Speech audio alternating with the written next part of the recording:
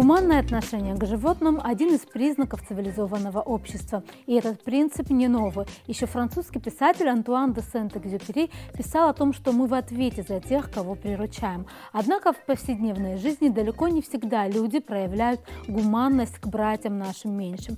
В наших городах остро стоит проблема бездомных животных, в основном кошек и собак. Все они когда-то имели хозяина и были кем-то приручены, а потом, когда надоели или когда смотреть за ними стало слишком трудно и затратно, просто выброшены на улицу, зачастую вместе с потомством. В этой передаче мы хотим рассказать вам о людях, которые не смогли стоять в стороне и начали помогать бездомным животным самостоятельно. Они называют себя зоозащитниками, открывают для бездомных собак и кошек приюты и даже создают целые фонды защиты животных, проводят акции по их вакцинации, стерилизации, и все это часто на собственные деньги, а также на деньги таких же неравнодушных людей, как они сами. И хотим мы начать этот рассказ с сухумчанки Карины Колпакчан. Помогать бездомным собакам выжить в сложнейших условиях и найти им новый дом и новых хозяев – это для Карины привычное дело еще со школьных времен. По профессии преподаватель английского языка Карина является соучредителем благотворительного фонда защиты животных Абхазии «Надежда». Вся ее деятельность по помощи бездомным собакам основана на волонтерских началах и осуществляется на личные средства и помощь друзей и единомышленников.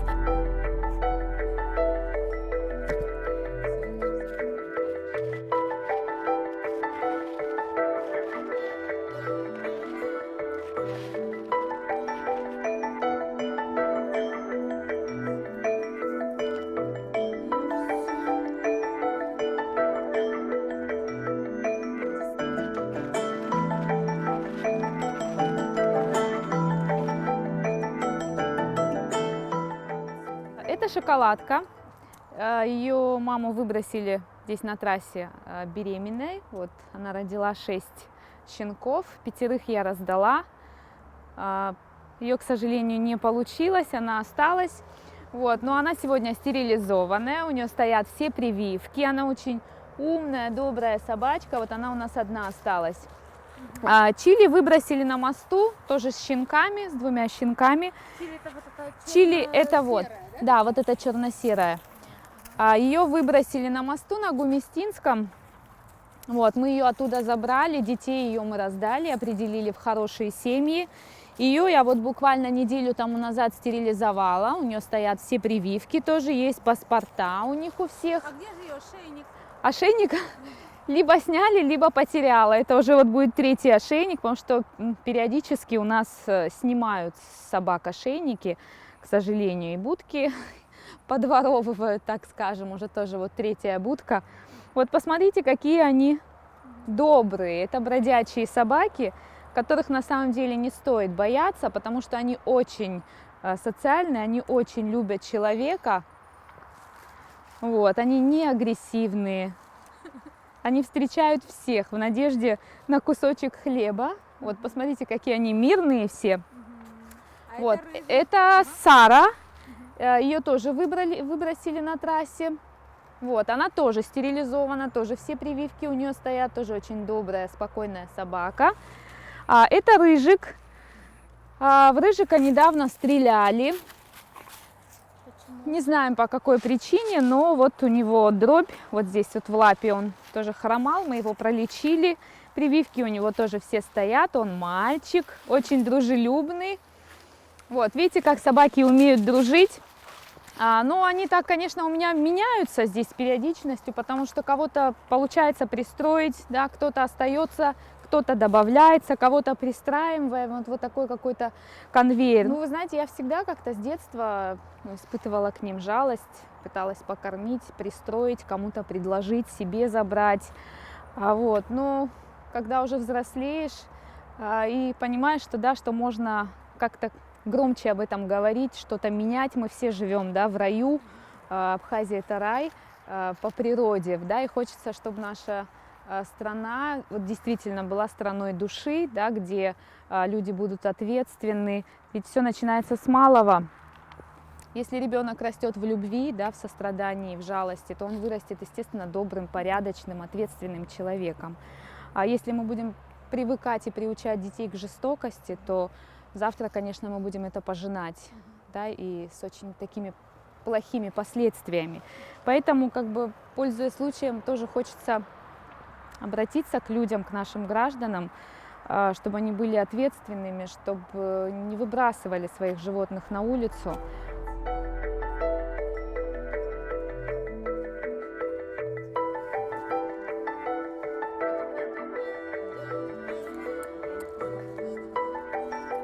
Это очень ласковая, вот это. Она постоянно туда возвращается. Вот там ее выбросили с детьми, с малышками, и она постоянно туда возвращается, бедная. У них же очень развит инстинкт вот, материнский. Вот, но ее доченьки в хороших руках. Это вы их пристроили, да? Да, да. Одну подобрала девушка добрая, просто проезжала мимо, увидела, что они там вот мучаются, сидят, она подобрала. А вторую я устроила на маяк к очень хорошей семье, там 2 детей. Вот, дети очень радовались, дети очень любят. Это вообще, вот ребенок будет расти в здоровой среде. Понимаете, вот когда, посмотрите, во всем мире, в Европе, в Америке, да, с роддома приводят ребенка, и они уже его знакомят, да, со своим домашним питомцем. И на самом деле там люди растут ответственными, понимаете, у них жалость. В Европе вообще поощряется, и в Америке поощряется государством. Если человек сделал доброе дело, то есть спас какое-то бездомное животное, об этом сообщают ему на работу, да, на его работу, его руководству. Руководство делает премию, да, или вот какой-то подарок. То есть это вот как-то стимулируется, знаете, добрые дела стимулируются государством. Кто-то нуждается в помощи, я всегда помогу, неважно, кто это. Но почему я больше помогаю собакам?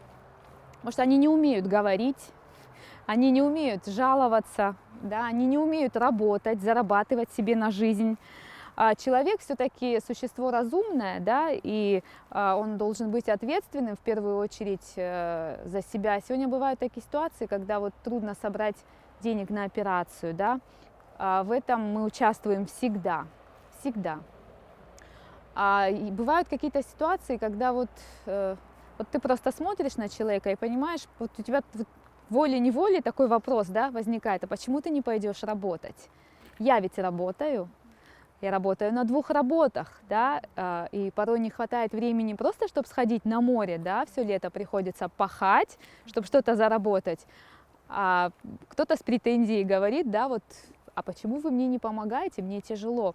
То есть человек как может о себе позаботиться, а собака, к сожалению, нет, и страдают они из-за безответственности человека. Самый первый приют для бездомных собак в Абхазии появился в городе Гагра. Его открытие имело очень личный мотив. У жительницы Гагры Саиды Отроба погибла любимая собака Багира. Ее застрелили. После этого Саида решила, что должна в память о любимом домашнем питомце делать что-либо для других бездомных животных, которые нуждаются в защите от жестокости людей. Так и появился приют для бездомных собак Багира. Саида Отроба занимается приютом вполне профессионально и приобрела огромный опыт в сфере помощи бездомным собакам. Такую бурную деятельность Саида осуществляет во многом благодаря активному профилю приюта в социальных сетях, где выкладываются фото и видео собак и дается подробная информация о судьбе каждой из них.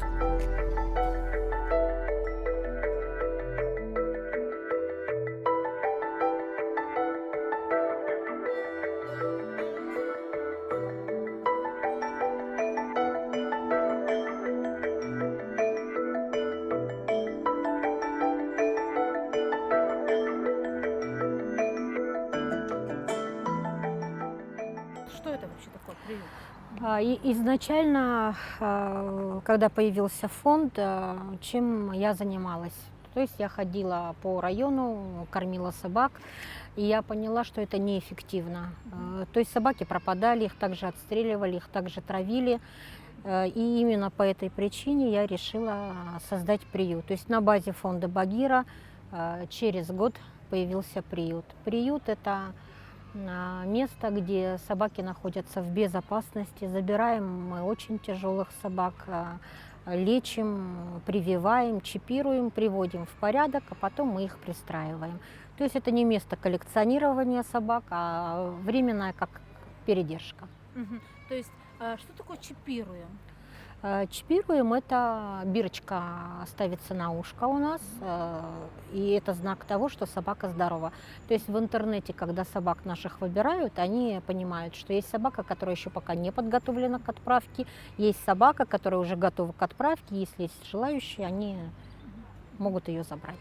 То есть это именно ваша такая принципиальная позиция. Большей частью вы занимаетесь тем, что выхаживаете бездомных Да. животных, а потом подготавливаете их и находите им хозяев, да? В основном ваши хозяева это все, которые живут за пределами, да? За Почему пределами. так, как вы думаете, складно? Смысла нет здесь отдавать собаку. У нас, у меня лично несколько ситуаций таких было, что собака просто оказывалась на улице, причем меня не предупреждали. Здесь почему-то смешно, когда мы говорим условия о передаче собак, мы пишем договор, заполняем его, значит, это должны быть ответственные лица, которые в любой момент могут оказать ветеринарную помощь своей собаке, чтобы собака не находилась на самовыгуле, как большая часть абхазских собак. И я здесь таких людей не вижу. Основная проблема это какая? Это, в принципе, хозяйские все собаки. У нас проблема в том, что если человек заводит собаку, он мало интересуется породой. Вот была мода на хаски. Сейчас хаски в каждом городе беспризорные. Они поедают кур. Это гены собаки. Климат вообще им не подходит. Поэтому люди не справляются, они оказываются на улице. То есть даже Это такие дорогие, да, породистые собаки, как 12 собак из Абхазии лично мною отправлены в Husky Help. Это московская команда, которая занимается именно хаски. Все они были хозяйские. Мы даже знаем хозяевов, они официально от них отказались, потому что прежде чем забирать с улицы собаку, мы все-таки находим хозяина. Понятно. Сколько сейчас у вас конкретно находится количество собак в приюте? Сколько вы уже пристроили и куда они разъезжались? Вот об этом. На сегодняшний день в приюте 200 собак, но у нас есть передержка. Передержка – это карантинное время, время в ожидании. То есть собаку мы забираем с улицы, мало ли она какой-то болезнью заражена, это может быть чума, это может быть бешенство, это может быть энтерит. Таких собак мы сразу в приют не поднимаем. У нас есть передержка, где они полностью проходят медицинское обследование, где они прививаются и здоровыми уже едут в приют. Вот 23 собаки на передержке. Пристроено за 3 года 514 собак. Мы не считаем пока этот год, потому что хотим сделать нашим подписчикам сюрприз. На Новый год мы объявим цифру этого года. Но в основном это, конечно, Россия, но у нас немало собак живут в Европе. У нас в Канаде собака, у нас в Израиль сейчас уезжает собака, в Германии много, в Финляндии, в Швеции. И готовим даже в Дублин сейчас собак. Ну вот все эти мероприятия по то есть лечению собак, по ее стерилизации, да, прививке, отправка, это ведь все наверняка стоит денег. Вот как собирается эта сумма? Это на самом деле огромные деньги. Дело в том, что у нас есть страничка и 3000 подписчиков. Это настолько активные подписчики, которые вот с первого дня прям живут они по всему миру, а впечатление такое, как будто бы они находятся здесь, в Абхазии. Каждый присылает нам сумму, ну, насколько им это возможно, насколько удается. Мы собираем, допустим, готовим к отправке собаку, мы выкладываем чек, там, билет, сколько он стоит. Они видят, эта сумма собирается, мы пишем стоп-сбор, значит, на эту собаку собраны средства. Потом следующая собака, также на корм собираются, также на стерилизацию собирается. По поводу стерилизации, конечно, у нас проблема, и если бы это было бы доступно, там не роскошью, как действительно для нас является, а доступностью, то, может быть, столько бездомных и не было бы. И мы прекрасно понимаем, что в основном собак вот с деревень привозят, выбрасывают, и заплатить за одну собаку там 3-4 тысячи, чтобы стерилить, нет возможности у людей. Поэтому, конечно, если немножечко на эту проблему обратить внимание, может быть, и бездомности стало бы меньше.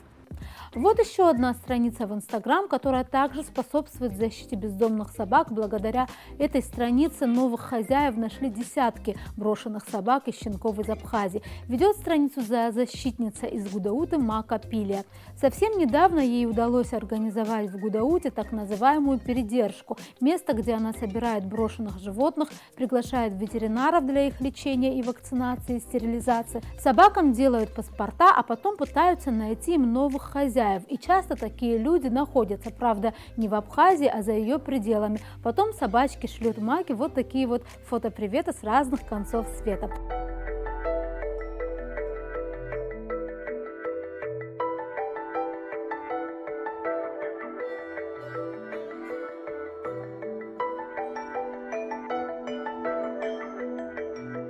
Передержка – это временное место, где мы держим наших собак, щенков. Обычно я забираю их, когда с улицы находится куратор, люди, которые готовы в дальнейшем забрать их к себе в Москву, да куда угодно.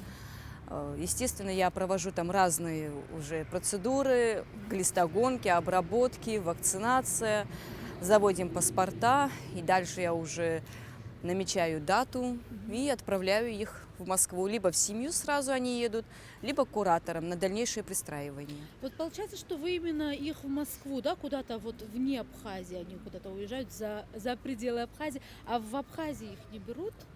Вот есть такие случаи? Очень редко. В Абхазии немножко менталитет у нас, скудный, скажем так, что касается животных. Это уже касается не только собак, щенков, кошек, это касается всей живности, скотины, лошадей.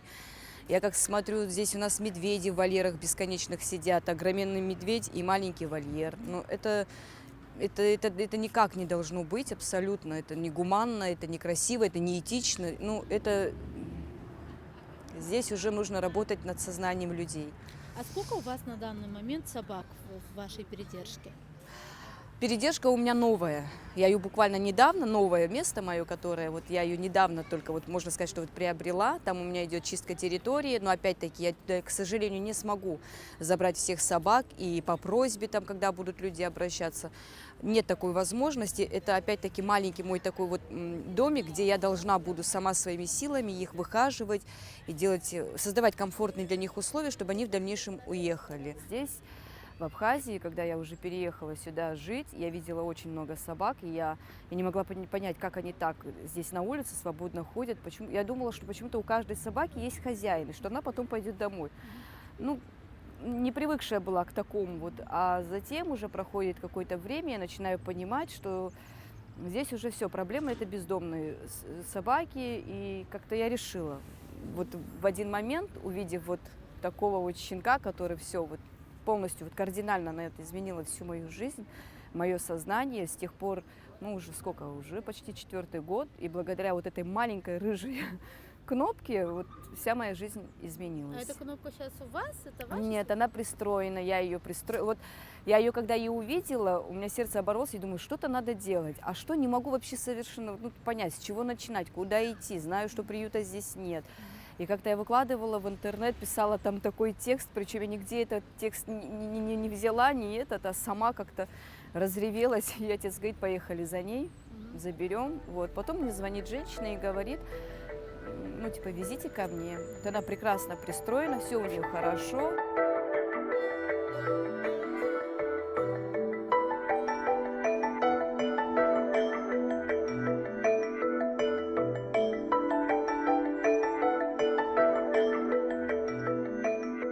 На сегодняшний день, конечно, уже без сборов, без помощи людей не сделать. У нас масштаб, и он не маленький.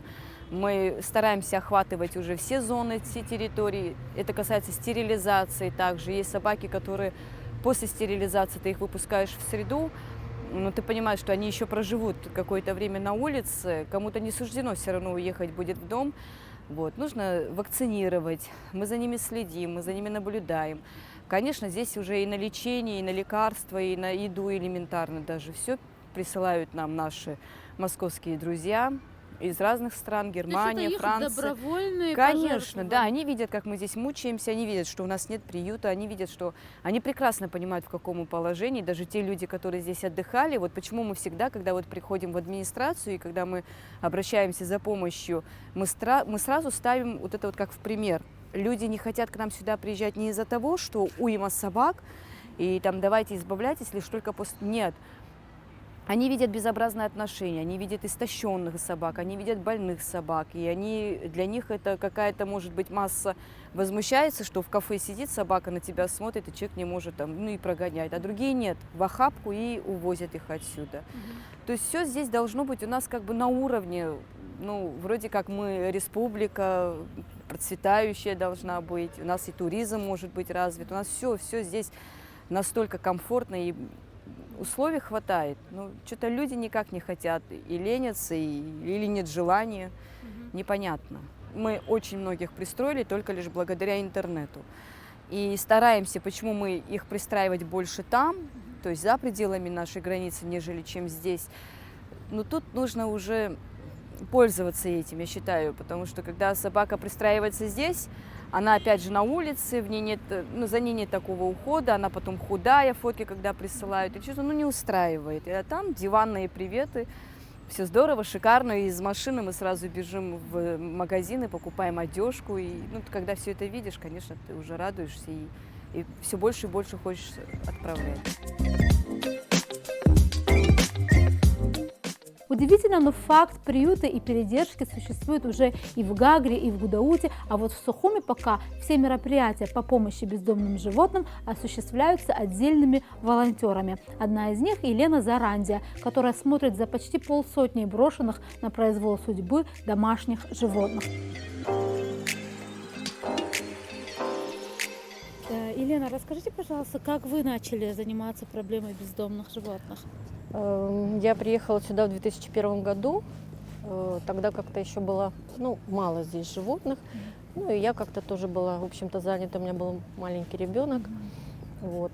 Ну и потом, спустя какое-то время, в наш подъезд пришла кошка с котенком, и они так кричали, они были очень голодные.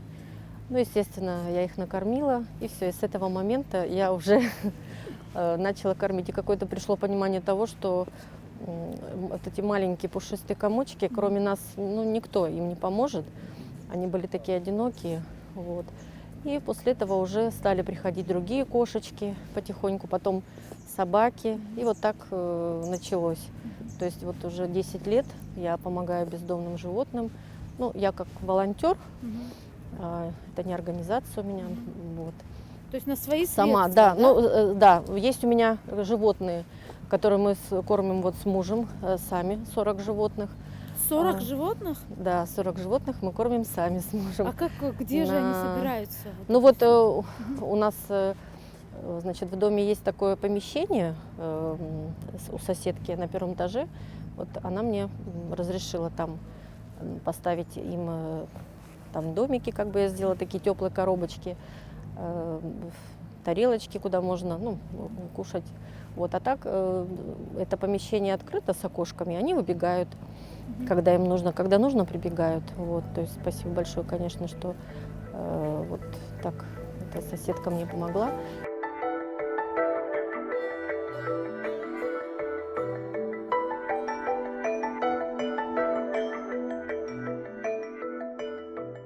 Сначала было, конечно, не очень, то есть как бы и возмущались, и один раз был вызван отстрел, когда собралось много собачек. Просто было такое время, когда я даже не знала, куда их деть, и стерилизация как бы.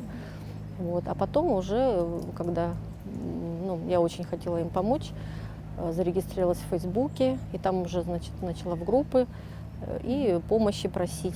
Стали забирать в Россию многих. Вот. Кого-то пристраивала здесь. Вот. И вот так вот. Как по-вашему, как вот изменилась ситуация, вот вы сказали, 10 лет назад и сейчас? Вот. Да, конечно, лучше. Во-первых, сейчас, мы стерилизовали много животных. Девочки у нас вот акции устраивают и в Сухуми, Наташа Куденко, Наташа Чернова, и в Гудауте Макапилия, и Сая Утроба в Гаграх. Вот они много стерилизуют, и, конечно, численность немножко сократилась. И то, что вот все-таки люди уже, так смотрю, ну, в Фейсбуке, да, тоже выставляют, пристраивают. Вот. Но, конечно, пока еще как бы работы много с тем, чтобы... Самое главное вот изменить отношения, чтобы с детства прививалась вот эта любовь к животным, потому что ну, дать понять, что животные, они не созданы для того, чтобы там ловить крыс или прям вот сидеть на цепи и лаять, охранять, а что они живые существа, они ну, чувствуют боль, все чувствуют, голод, холод. Вот. И самое главное, конечно, стерилизовать. И уж если вы не готовы брать животное, то лучше вообще не брать. Все герои нашей передачи уверены, при поддержке государства проблема бездомных животных будет решена в течение 2-3 лет. Сегодня главным способом устранения этой проблемы почему-то выбран отстрел животных. Известно, что на отстрел одной бродячей собаки государство выделяет примерно 1250 рублей, а зоозащитники уверены, что можно и нужно выбирать другой, более гуманный способ решения этой проблемы – стерилизацию животных. Своими силами абхазские защитники животных уже стерилизовали более 1000 собак, при том, что стерилизация одной собаки стоит около 3000 рублей. Понятно, что не каждому владельцу собаки под силу потратить такие деньги на стерилизацию, вакцинацию и прочие необходимые ветеринарные услуги, но зачастую при изъявлении желания хозяев зоозащитники устраивают акции для населения, приглашают иностранных ветеринаров, стоит лишь выбрать этот гуманный путь. Самым непонятным и вызывающим гнев защитников животных моментом является тот, когда вдруг среди отстрелянных животных они находят собак с ошейниками и чипами, которые свидетельствуют о том, что собака и привита, и стерилизована. Такие животные абсолютно безопасны для окружающих, и уж их убийство – настоящее проявление зверства. Есть такая операция, которая называется стерилизация. К сожалению, немногие о ней вообще знают. Кто-то знает, но не имеет возможности, да, потратить денег, чтобы сделать стерилизацию. Поэтому мы призываем наших граждан, если кто-то хочет стерилизовать своих животных, вы, пожалуйста, обращайтесь к волонтерам за помощью. Да, мы как-то поможем, сделаем что-то. Без государственной поддержки, конечно, нам очень тяжело. Вообще, в идеале, пока нет приюта, если бы государство помогло нам какими-то перечислениями ветеринарам, да, вот ежемесячно, допустим, да, скажем, какая-то вот сумма будет поступать на счета к ветеринару, и ветеринар на эту сумму может там 5-10 собак ежемесячно стерилизовать, то это уже будет огромный результат. Год, 2, 3 этой проблемы у нас не будет, как и в других странах, да. То есть не стерилизовать, просто их отстреливать, но это не закончится никогда, понимаете, потому что одна собака приносит 15-20 щенков в год. Естественно, этот поток нам не остановить, а просто вот давать им возможность размножаться и страдать, умирать, да, чтобы их убивали ядом, дротиками. Это, конечно, очень жестоко, и сегодня вот в цивилизованном мире Абхазия с этой стороны, да, представлена не очень хорошем свете, и это, конечно, тоже очень обидно. Что касается бешенства, то да, эта проблема, конечно, существует, благо ее не так много у нас, да, но привитые животные, именно привитые животные, они абсолютно не несут никакую опасность. Почти все бродячие собаки, которые, да, вот у нас в городах, все волонтеры в первую очередь прививают. И привитая, стерилизованная, чистая собака – это, по сути, щит. Это живой щит нас, людей, да, от диких животных, которые действительно опасны и являются переносчиками этого бешенства, потому что собака просто так бешенством заболеть не может. И вы говорили о хорошем примере в немецком городе. Да, мы общались с волонтерами из Германии, это еще года 2 тому назад. Вот мы спрашивали, как у них обустроен приют, как, да, работает эта система. Вот, и они нам сказали такую вещь, что всех собак и кошек с городов забирать категорически нельзя, потому что вот это опустевшее звено этой цепи, да, обязательно заполнит какое-то другое животное. Судя по нашей природе, да, что нас окружает лес, к нам просто будут спускаться шакалы, лисы, волки, может быть, да, размножатся крысы, другие вот животные.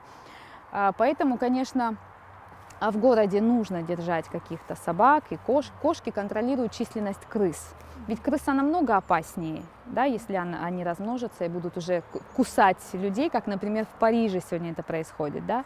Париж кишит крысами просто. Нью-Йорк, численность крыс превысила численность населения города. Вот. Все экологи как бы в один голос говорят, что это именно из-за отсутствия кошек и собак в городах. Очень часто я в Гудауте устраиваю акции по стерилизации бездомных животных, также и хозяйских. Кошки, собаки не имеет значения. Лишь бы люди обращались, мы записываем. Я приглашаю из России врача, который уже более 10 лет этим занимается. Слава богу, за все 3 года, что я активно занимаюсь вот этой вот стерилизацией, никто у нас не пострадал, никакие изменения не произошли.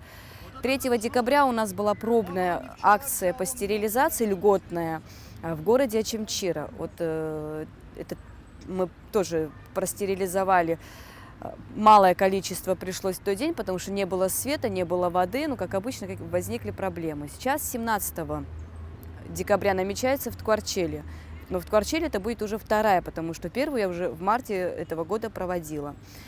И очень хотелось бы обратиться именно к этим людям, к жителям этих городов, Очимчира, Ткварчал, Кали, Ацухума, там, ну, это самая страшная зона, теперь она нас просто не оставляет в покое, потому что из Очимчира я вывозила 2 собак, истощенных там до такой степени, что когда они приехали в Ставрополь, люди просто не знали даже, как их кормить и с чего начинать. В итоге через месяц 1 умер. Слишком жутко запущено, подкармливайте их и всегда обращайтесь. Опять же, я могу оставить свои координаты, чтобы люди записывались ко мне, именно вот в эти города. Я и Саида Отроба, мы со своей стороны, все, что в наших силах, мы сможем сделать. Дорогие друзья, завершая наш рассказ, хочется призвать всех быть гуманными к животным и понимать, что они представляют собой опасность только тогда, когда мы обращаемся с ними недостойным образом. Нужно понимать, что для всех нас выгодно, чтобы как можно больше бездомных животных получили должную ветеринарную помощь, а еще лучше обрели хозяев, которые будут за ними ухаживать и любить их. И именно это и есть единственно гуманный путь к сосуществованию. На этом я с вами прощаюсь. О своих интересных инициативах сообщайте в социальных сетях, ссылку на которых вы видите на экране. До новых встреч в эфире.